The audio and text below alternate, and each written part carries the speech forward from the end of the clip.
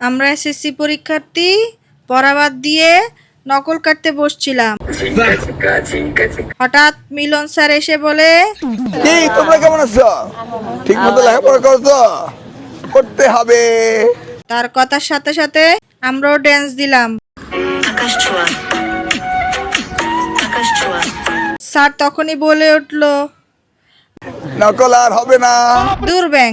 স্যারের কথায় কান্না দিয়ে নকল নিয়ে গেলাম পরীক্ষার হলে। আমি স্বপ্ন দেখি আমার ছাত্র ছাত্রীরা আমেরিকার মানের লেখাপড়া শিখবে, ওই মানের কারিকুলাম দিবে, ওই মানের বিশ্ব দরবারে তাদেরকে উপস্থিত করবে।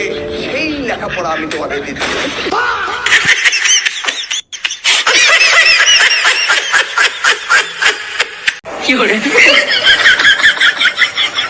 ব্যাস ধরা খেলাম। এবার নিশ্চিত ফেল।